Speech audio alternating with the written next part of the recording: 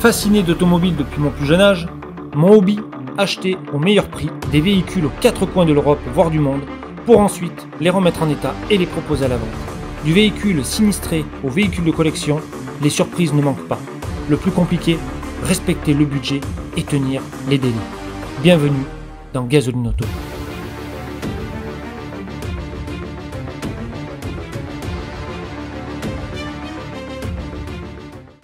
Bonjour, et donc avant d'attaquer cette vidéo, petite promotion donc pour Fuel4 Allemagne à Pettensberg. Ils m'ont contacté, on a fait un échange de mails et tout pour savoir ma satisfaction donc sur les boîtiers E85. Et puis après plusieurs échanges de mails, ils m'ont demandé si j'étais favorable éventuellement à parler de leur boîtier sur Gasoline Auto. J'ai dit pourquoi pas, donc ils m'ont envoyé deux boîtiers et en plus de m'avoir envoyé les deux boîtiers, j'ai réussi à vous avoir 15% de remise parce que maintenant je suis revendeur Fuel4 Allemagne. Alors il faut savoir une chose, c'est que chez Fuel4 vous avez donc deux boîtiers, le manager que vous allez voir donc dans la vidéo et le King. Alors la différence entre les deux, c'est que le manager il est non reprogrammable, donc vous pourrez uniquement l'activer et le désactiver aussi à l'aide du bouton, et il est au prix de 291,43 € TTC. Le Fuel4 King, lui, vous pouvez aussi donc, bien sûr, l'activer ou le désactiver à l'aide du bouton. Vous pouvez, en installant le logiciel sur votre PC qui est fourni donc avec le Fuel4 King lorsque vous le recevez neuf, accéder aux paramètres et les modifier afin de pouvoir ajuster votre boîtier dans les conditions que vous souhaitez. Il faut savoir aussi une chose, c'est que chez Fuel4, on a la petite particularité du connecteur 5 broches qui évite donc de démonter le collecteur d'admission pour pouvoir relier le boîtier au faisceau des injecteurs. Vous avez bien entendu aussi donc la sonde de température, et ça c'est très important, et c'est sur les deux modèles, sur le Manager et sur le King, vous avez une sonde de température que vous mettrez au préalable donc sur la caisse de votre véhicule. Et oui, je dis sur la caisse parce que forcément oui, j'ai essayé et ça marche mieux sur la caisse. Voilà. Et un fil de masse que vous allez donc soit relier à la caisse de votre véhicule aussi. Vous avez donc la possibilité aussi de le mettre sinon sur la borne moins donc de la batterie. On a la possibilité donc avec le Fuel4 King d'installer, c'est un capteur de carburant. Alors lui, il sert tout simplement à analyser le pourcentage que vous avez donc dans votre réservoir et aussi à analyser la température du carburant. Et en fonction de tous ces paramètres-là, il va transmettre des informations et votre boîtier E85, lui, derrière, va réajuster les temps d'injection afin de pouvoir vous baisser la consommation de carburant au mieux possible et que votre véhicule puisse démarrer dans les meilleures conditions possibles et fonctionner dans les meilleures conditions possibles.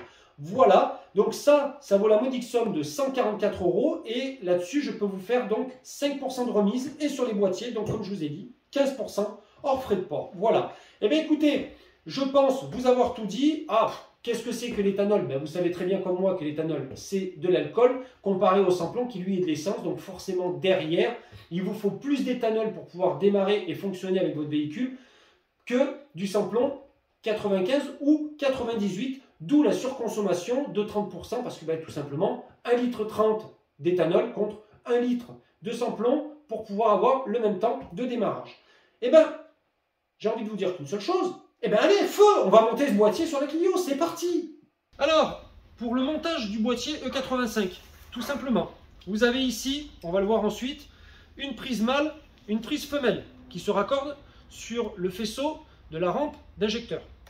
Cela vous évite de pouvoir démonter la pipe d'admission et éventuellement de changer les joints, tout ça. Et puis franchement, au niveau pose, le gain de temps, il est énorme. Le fil de masse, oui, c'est bien un fil de masse. Ce n'est pas une sonde de température.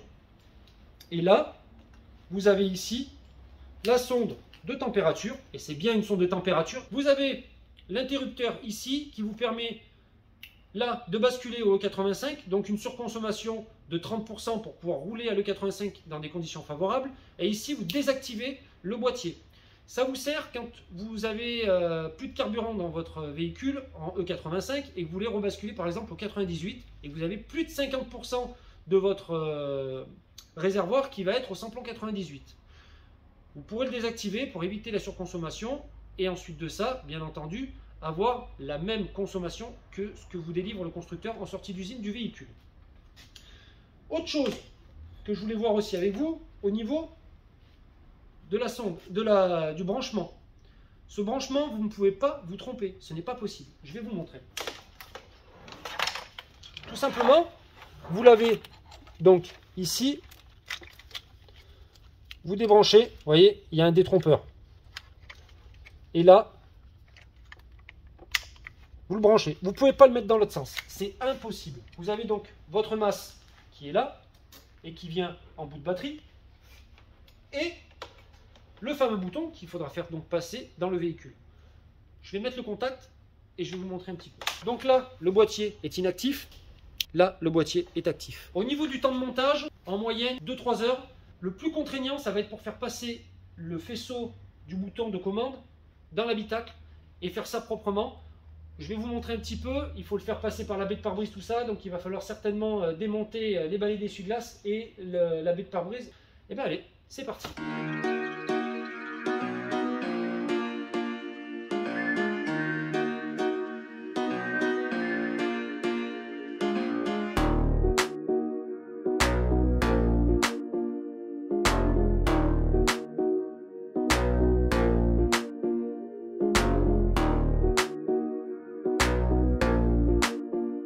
Alors, donc du coup, ben là, maintenant on a fait passer le câble. Donc on a fait passer, vous voyez, ici. Et tout simplement, là-bas dessous,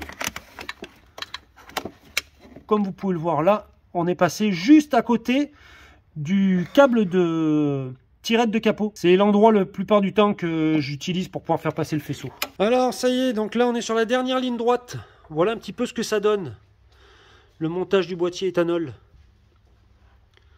Et donc là, le faisceau qui passe, hop, là-bas, donc du coup, on a la masse là où vous voyez la flèche. J'ai mis la sonde de température, cette fois, sur la caisse, parce que j'ai pas le choix. Le fil était trop court sinon pour aller sur une durite de liquide de refroidissement. Et puis là, après, j'ai fait passer le faisceau, hop, tout le long, pour pouvoir aller brancher ensuite de ça le bouton dans l'habitacle. Donc, une fois fini, ce que ça donne, maintenant...